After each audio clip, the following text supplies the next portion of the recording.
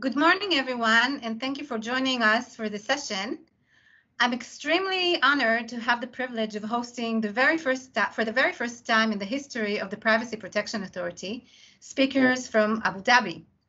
We have asked our speakers, Mr. Sami Muhammad, Director of the Office of Data Protection at the Registration Authority at the Abu Dhabi Global Market, and Mr. Syed Madar, Senior Specialist at the Office of Data Protection, to present the legal and regulatory framework for cyber and data protection in the United Arab Emirates.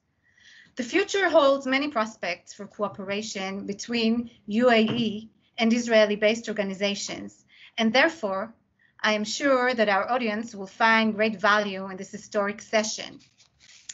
And in a more personal note, Sami wa Said نتشرف باستضافتكم كمتحدثين للمرة الأولى ضمن المؤتمر السنوي لسلطة حماية الخصوصية. نصر لمجرد التفكير أنه من الممكن تداول الأفكار فيما بيننا والعمل سويا. ننتظر عليك بصورة فعالية وذلك ضمن أحد الأحداث الدولية التي سنعمل على تنظيمها في إسرائيل مع انتهاء أزمة الكورونا. So I give the floor to you, Sami. Thank you so much, Sharon. Hello, everyone. I would like to thank the Israeli Privacy Protection Authority to invite us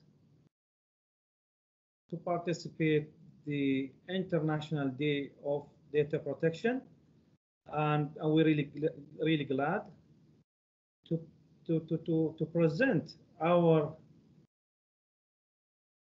privacy legal regime in the UAE and Abu Dhabi Global Markets jurisdiction. And Shalom. So as I will start with, yeah. Okay. So thank you, Sami. Thank you so much. I'm just wondering if whether I can say like an Arabic words, like 2 words, 3 words or not, but that's fine. Say whatever you want. Yeah. Okay, so maybe I'll start with the questions. We'll delete this part. Sami, since the historic peace agreement between our countries, many Israelis have visited Abu Dhabi. Most Israelis returning from your country, say that they're very impressed by the fact that it is both conservative and modern at the same time. We were wondering whether the same applies to the business environment in the United Arab Emirates. Could you tell our audience on a general level how you regulate the commercial environment in order to attract foreign companies and accommodate their needs? Thank you so much, Sharon. It's a good question. The UAE presents a very attractive proposition for international businesses and international who looking for an international expansion or an expansion into the growth markets.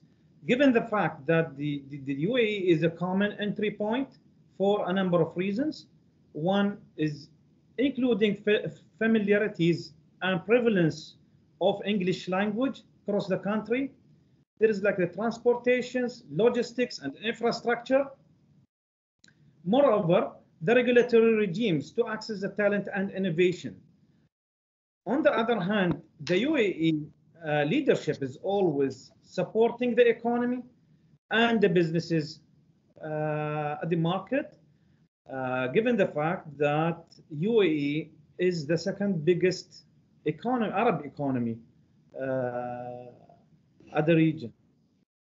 So when it comes to ADGM level, Abu Dhabi ADGM facilitates the common law platform with a several number of commercial and financial legislations that based on best practice, and it contains 3 independent authorities, which is the registration authority, and the Financial Service Regulatory Authority, and ADGM courts. And based on them has their role and remits as per the structure. By this structure, ADGMs will ensure the efficiency of the regulatory framework in place. So going back to your questions, yes, Abu Dhabi is a modern and have a pragmatic approach when it comes to the commercial aspect or the businesses, and conservative and strict when it comes to the individual rights and the consumer rights. So now I will hand it over to my colleague Sayed, who can elaborate more regarding diversity perspective on modernity of the UAE. Shalom, and thank you, Sami. Good afternoon from Abu Dhabi. So I agree. I would also attribute as the modernity to the diversity of the UAE's population. There's over 9 million people that live in the UAE, just to give some statistics, and you may not be aware that almost 90% are expatriates from over 200 countries. So me, myself, I'm from London. So the diversity, of course, brings new ideas, businesses, innovation. And I think that's what makes UAE a leader in the region to attract, companies to operate in the ADGM, from established multinationals, financial institutions, startups in the area of fintech, agrotech, regtech. Over 3,000 companies are currently established in ADGM, and over the 5 years of its existence as a separate jurisdiction. So, but from our office's perspective, the Office of Data Protection, we provide a consistent regulatory environment for the protection of personal data.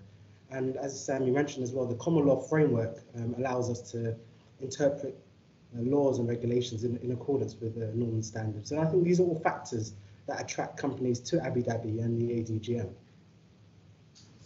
So Israel is famous for its many startup companies and its innovative technologies. It is probably safe to say that many companies from those fields will now seek business opportunities in your country. Therefore, our viewers are probably interested to learn which laws regulate cyber and data protection in UAE, which of those are federal and which ones are local and apply only in certain emirates and certain sectors. Also, can you elaborate regarding the legal and regulatory framework for data protection in the Abu Dhabi global markets? Thank you so much, Lauren. Well, the data protection laws in the UAE, it's categorized based on geographical and sectorial, but there is no federal comprehensive data protection law at the federal level. So Abu Dhabi Global Markets and DIFC, for example, they are jurisdictions with a data protections laws, comprehensive, but those applies to their specific jurisdictions. That's why we say geographic. And there is like a multiple pieces within the federal laws onshore, which is, for example, the Article 378 of the UAE Penal Code regarding criminalizing the violations of the private lives of families and individuals. And there is another piece within the telecommunications regulations and laws, which is Article 72 of the federal law, number 3 of 2003, regarding criminalizing disclosure of communications. For another example, which is the UAE Combating Cyber Crimes Law. It's a federal law, applies across the country, which criminalizes the use of the internet to invade the privacy of another persons or individuals. And there is another piece, which is the federal law number 2 of 2019, regarding the use of the information technology and communications in the healthcare sector. So those are the examples of existing UAE laws that have a privacy provisions, but they are not comprehensive when you compare it with GDPR and the best practices.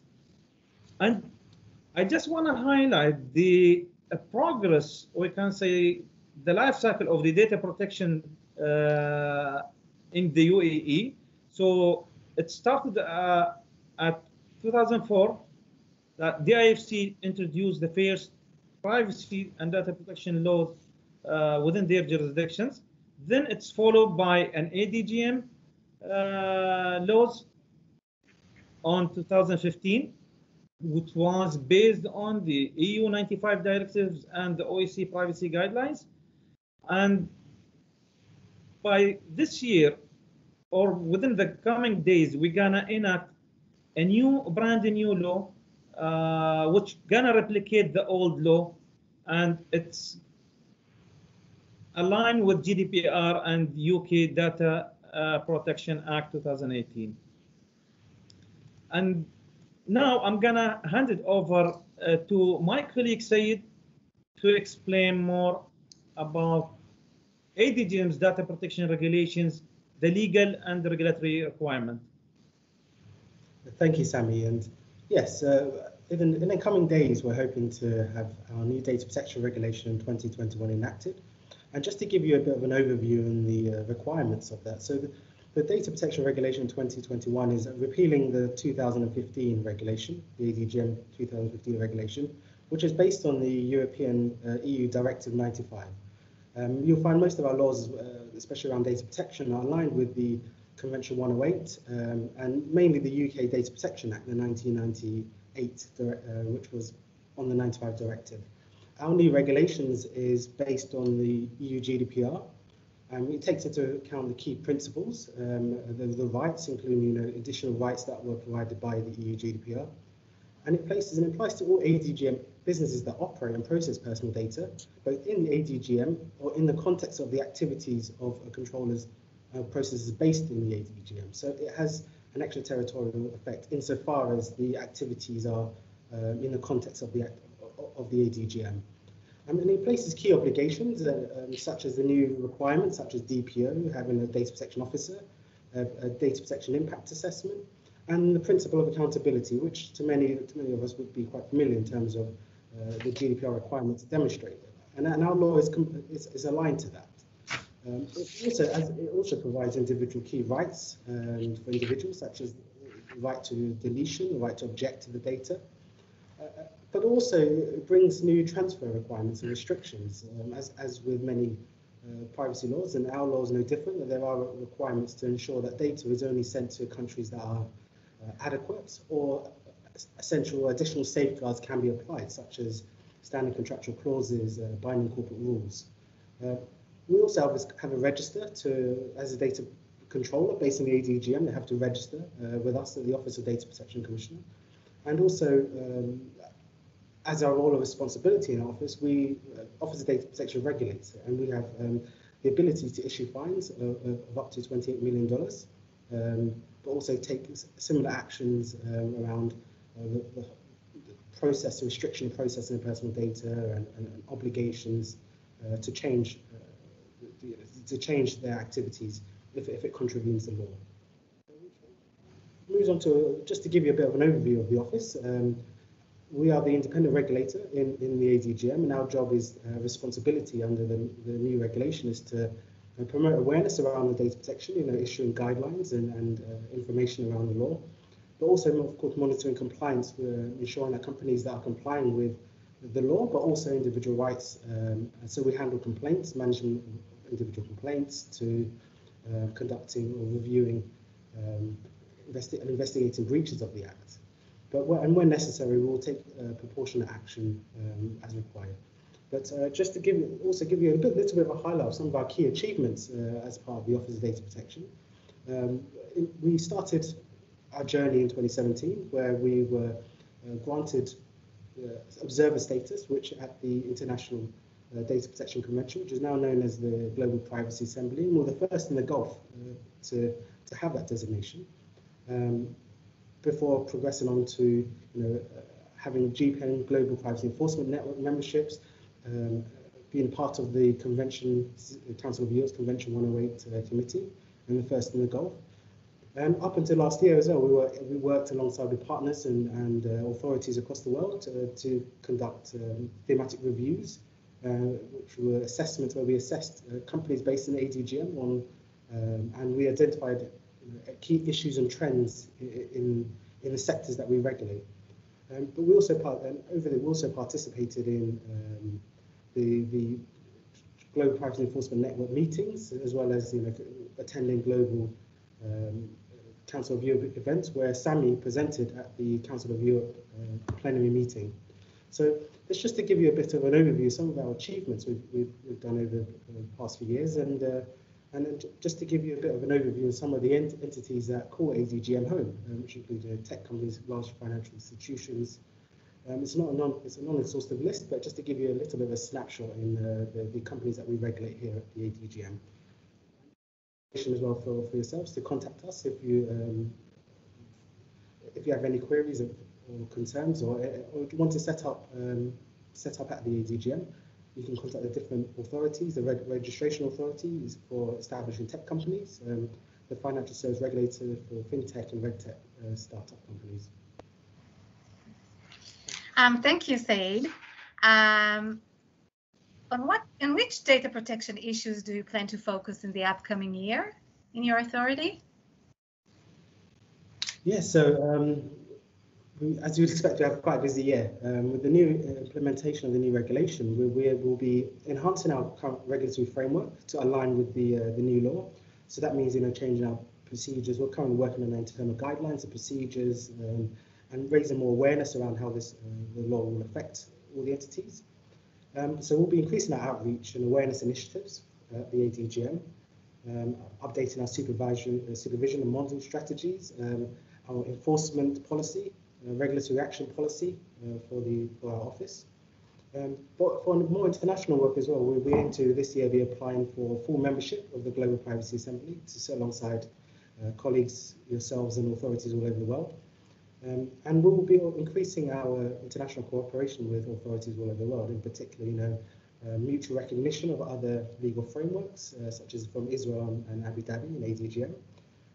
Just also emphasize and highlight to everyone that Office of ADGM and the ADGM has recognized Israel as providing an adequate protection of personal data to facilitate the flows between ADGM and Israel. So companies based in ADGM will be able to work closely with entities in Israel, and this will ease the business of between the ADGM and Israel by allowing the free flow of data between our jurisdictions without any additional safeguards. So the key plan for our year is increasing our mutual cooperation with other entities, but also updating our regulatory strategy for the new regulations. Mm-hmm. Well, it seems that data protection authorities worldwide are sort of like struggling with similar issues. I can say that here in Israel, the Israeli Privacy Protection Authority also seeks to amend the laws that govern data protection in order to adapt it or adapt our frameworks to new international standards. And just like you, we are always seeking for new means to cooperate in order to promote data protection globally. I would like to thank you, Sami and Said, for this fascinating talk, which I'm sure that our viewers found very useful. It was a pleasure hosting you as our speakers in our annual events. We are excited about the fact that we can work together and share our thoughts. And we're looking forward for hosting you again in future events, hopefully in person here in Israel. Thank you so much. Thank you for having us. Thank you. We can't hear you. Thank you so much, Sharon. The pleasure is ours, and looking forward to cooperate and participate future events. Thank you.